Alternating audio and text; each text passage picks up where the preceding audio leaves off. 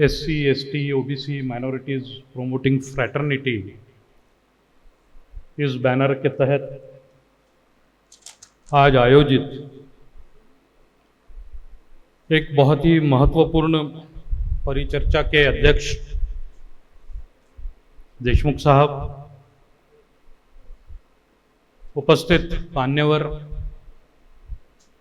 जिनके आदेश से मुझे यहाँ आना पड़ा, वो आयोजक नगराड़े जी और पाशा साहब, जिन्होंने पूरी बात आपके सामने एकदम साफ साफ रख दी, जिसमें अब आगे बहुत ज़्यादा जोड़ने की मुझे नहीं लगता जरूरत है। अभी प्रास्ताविक किया बुराड़े साहब ने।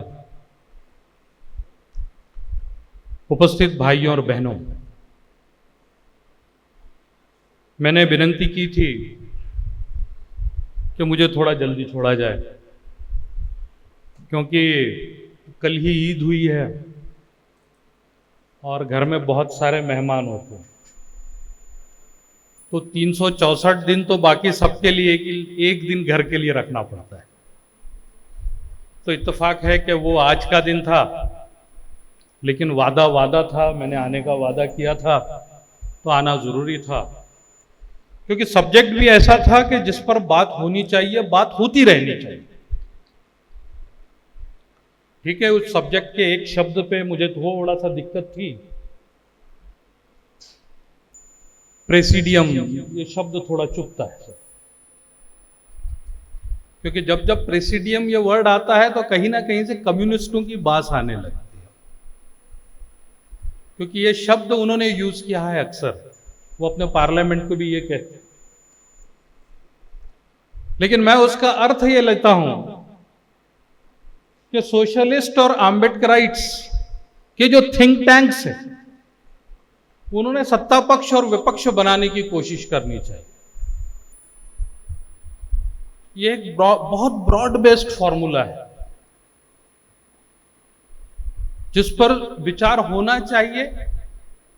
सोशलिस्ट और आम्बेडकराइट्स में सबसे पहले अपने आप में उसका विचार होना चाहिए, क्योंकि मैं ये देखता हूं कि आज कॉन्स्टिट्यूशन के 72 साल के बाद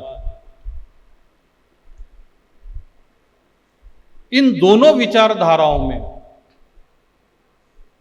एक संकुचित पना आ चुका है। नए लोगों को जोड़ने से ये डरते हैं, नए विचारों को एक्सेप्ट करने से ये डरते हैं, और हीरो वर्शिप से बाहर जाने के लिए तैयार नहीं होते। डॉक्टर बाबा साहब आम्बेडकर ने कहा था कि मैं आपको तस्वीरों और मूर्तियों में नहीं मिलूंगा, मैं आपको किताबों में मिलूंगा। लेकिन 14 तारीख को हमने देखा कि हमने उन्हें कहां खोजने की कोशिश की। क्या हम ये सुनने के लिए, क्या हम इस बात पे चर्चा करने के लिए तैयार हैं? देशमुख साहब, उससे एक दिन पहले एक न्यूज छपी थी कि हायर एजुकेशन में जो फेलोशिप मिलना चाहिए शेड्यूल कास्ट स्टूडेंट्स को, उनके बहुत आंदोलन करने के बाद 272 या 282 स्टूडेंट्स को फेलोशिप मिली। आंदोलन करना पड़ा अपने अधिकार के पैसों के लिए हमारे स्टूडेंट्स को। और देखिए, मेरा रहना उत्तर नागपुर में, अगर उत्तर नागपुर से किसी को संविधान चौक जाना है तो मेरे घर के सामने से ही गुजरना होगा, वो बच नहीं सकता।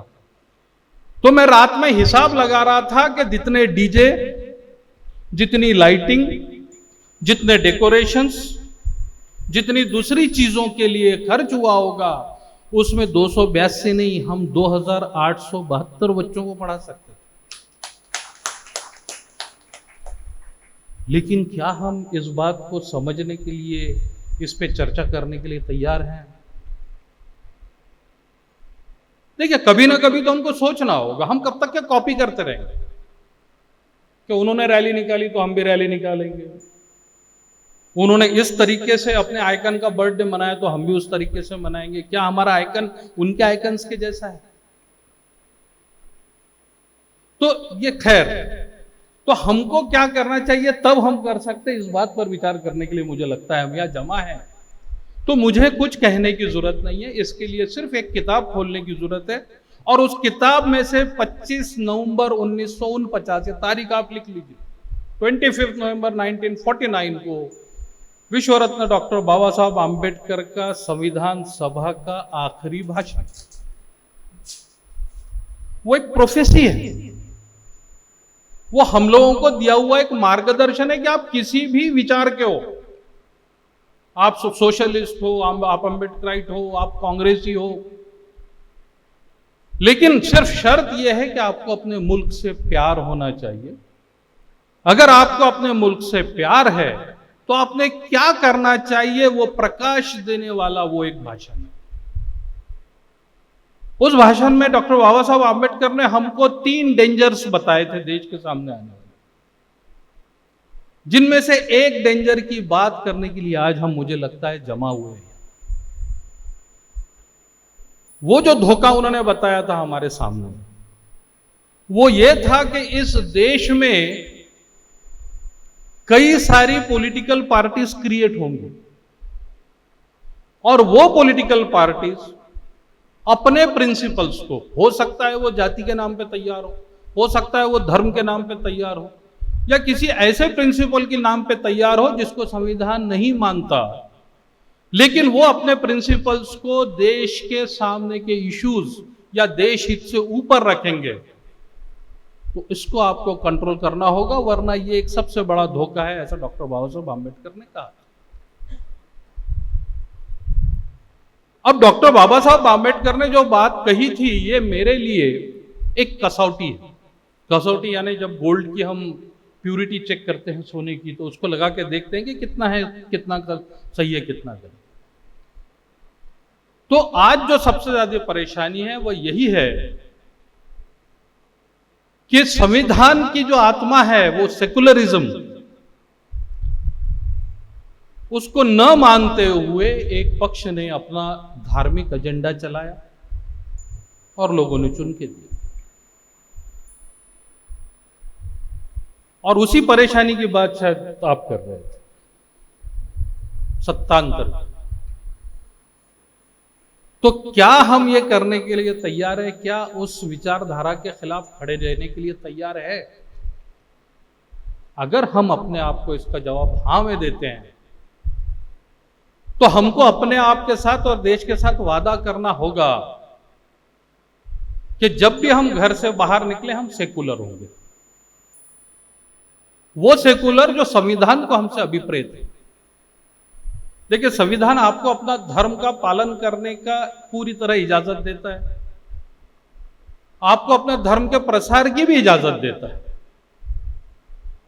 लेकिन मैं जो समझता हूं, जो संविधान को मैंने जितना समझा है, वो संविधान मुझे अपने धर्म की जो पालन करने की इजाजत देता है, वो अपने घर की 4 दीवारी के अंदर, अपने जैसे ही मैंने चौखट क्रॉस की, मेरे लिए संविधान ये धर्म की किताब है, और संवैधानिक जो भी प्रिंसिपल्स है वो मेरा धर्म होना चाहिए।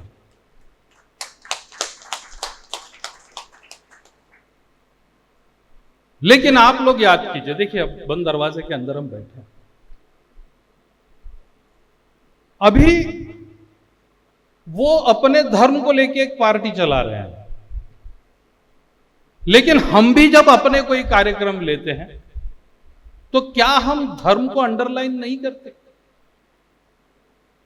ठीक है, मैंने पहले ही कहा कि हमको इसके लिए तैयार रहना होगा,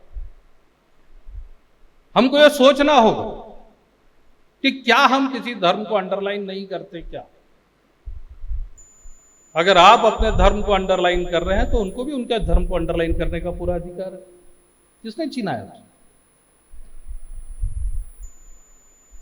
तो सबसे पहले आम्बेडकरवादियों को यह तय करना होगा कि क्या वो एक सिर्फ धर्म के अनुयायी हैं या सेक्युलर है,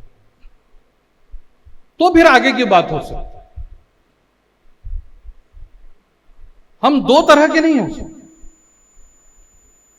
तो मैं ये मानता हूं कि मेरे जितने आम्बेडकरवादी भाई बहनें हैं, वो डॉक्टर बाबा साहब आम्बेडकर के अनुयायी होने से वो सारे के सारे संविधान को मानने वाले और to the core of heart वो सारे के सारे सेकुलर।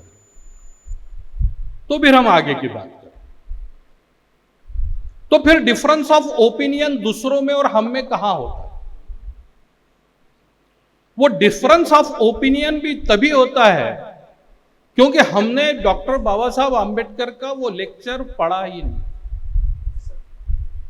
और अगर पढ़ा है तो उसके बारे में सोचा नहीं। आज जो गवर्नेंस है, जो सरकारें चलती है, या हमारा सार्वजनिक और सामाजिक जीवन चलना चाहिए,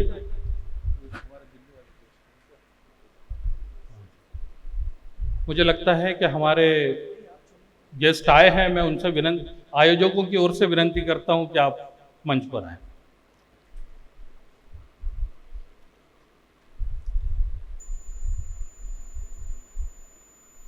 तो मैं आपसे कह रहा था कि जो सरकारें चलती है, जो सिस्टम चलता है, वो संविधान के तहत चलता है। हमने बहुत सरकारें देखी है जिन्होंने संविधान को तोड़ा मरोड़ा है, लेकिन वो कहते हैं कि हमने संविधान के अंदर रहकर किया है। तो सवाल यह आता है कि क्या संविधान में लिखे हुए सिर्फ शब्दों से चलेंगे हम, या और कुछ है? तो वो चीज है संवैधानिक मॉरलिटी, कॉन्स्टिट्यूशनल मॉरलिटी हम जिसे कहते हैं। कि लिखा है, उस लिखने के पीछे की लिखने वालों की मंशा क्या थी, वो क्या चाहते थे कि ये लिखा है तो उनके हिसाब से इसका अर्थ क्या है, ये नहीं कि आपके हिसाब से इसका अर्थ क्या है। आपने तो हमेशा लिखी हुई चीजों के अर्थों का अनर्थ ही किया है। तो कॉन्स्टिट्यूशनल मॉरलिटी पर चलना जरूरी है। उसके लिए कॉन्स्टिट्यूशन को उसके रियल सेंस में, रियल स्पिरिट में समझना जरूरी है। जब तक कि हम वो नहीं समझेंगे, हम इस टॉपिक पर आगे बात नहीं कर पाएंगे। तो वो समझने के लिए फिर से मैं आपको ले जाना चाहूंगा बाबा साहब आंबेडकर के उस भाषण में, जिसमें वो संविधान बनाने के लिए श्रेय किसे देते हैं। वो संविधान बनाने के लिए श्रेय देते हैं संविधान सभा को, और उस लेक्चर में वो कई सारे नाम लेते हैं, जिसमें से कुछ ड्राफ्टिंग कमेटी के मेंबर्स के भी नाम है। उसमें से एक नाम है जिन्होंने उस दिन संविधान सभा या ड्राफ्टिंग कमेटी की ओर से संविधान सभा को एड्रेस किया था। डॉक्टर बाबा साहब आंबेडकर ने ड्राफ्टिंग कमेटी की ओर से नहीं किया था, वो थे सादुल्ला। तो हम सादुल्ला ये नाम कितनी बार लेते हैं? ड्राफ्टिंग कमेटी के दूसरे मेंबर्स का हम नाम कितनी बार लेते हैं? देखिए, जब लोगों को जोड़ना है तो लोगों की साइकोलॉजी हमको समझनी है। जब आर्टिकल 340 की बात होती है तो हमको डॉक्टर पंजाब राव भाऊ साहब देशमुख का नाम लेना जरूरी है, क्योंकि आज हम एक महसूस कर रहे हैं कि लोगों का अपने आइकनों के प्रति प्रेम लार्जर देन लाइफ हो चुका है। वो थे नहीं थे, उस तरह के थे नहीं थे, मैं नहीं जानता, क्योंकि मैं किसी व्यक्ति को नहीं मानता, मैं सिर्फ विचारों को मानता। लेकिन लोगों का अपने आइकनों के प्रति बहुत प्रेम हो गया, और जब तक कि आप उन सभी के आइकनों को एक जगह नहीं लाएंगे, जैसे यहां मुझे 4 आइकन्स नजर आ रहे, तब तक के आपकी लोग बढ़ेंगे नहीं। आप जबकि अपने विरोधकों को देखिए, हर हफ्ते वो नया आइकॉन पैदा कर रहे हैं।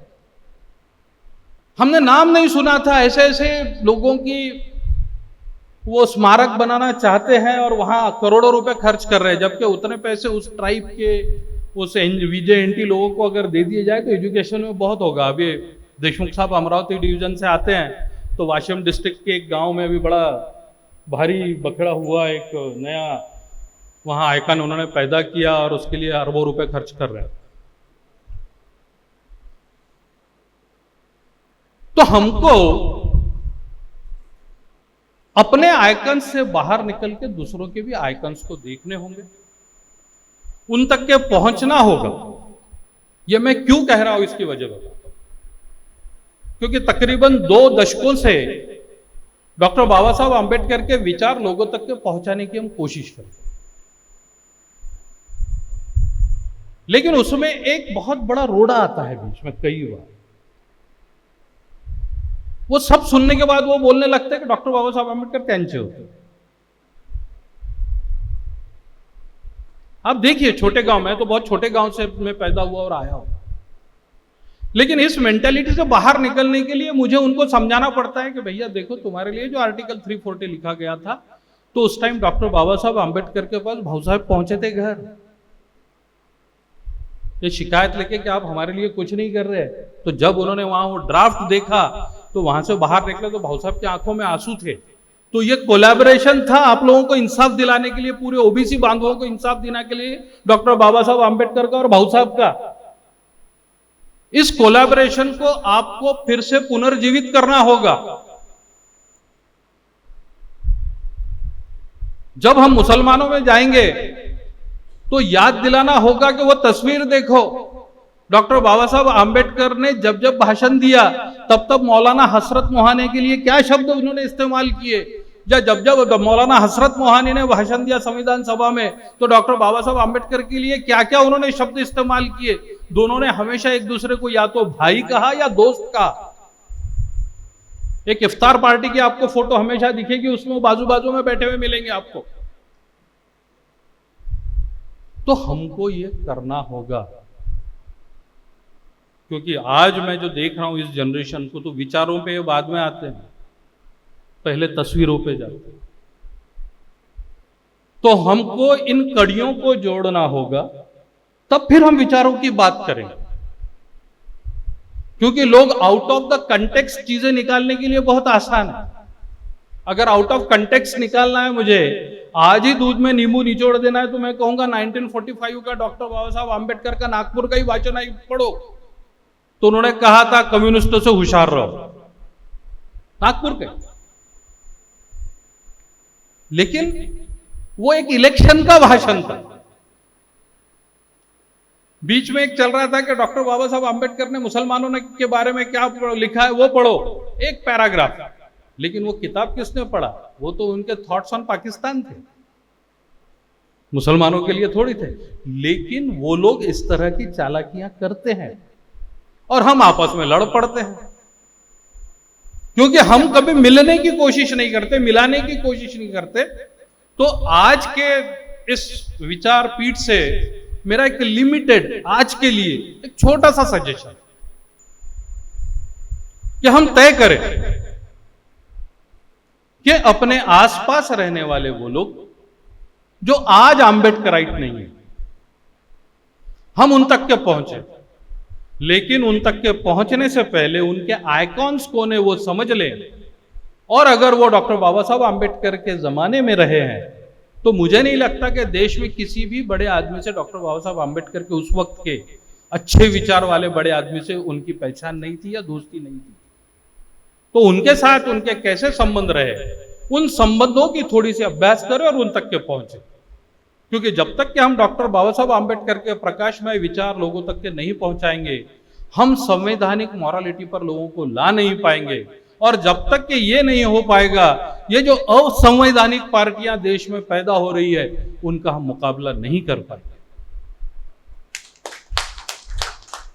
तो बस यही आज के लिए एक छोटी सी बात आपके साथ मुझे शेयर करनी थी। आयोजकों ने मुझे यहां बुलाया, आपने इतने प्यार से सुन लिया, आप सभी का बहुत बहुत धन्यवाद। जय भीम, जय भारत।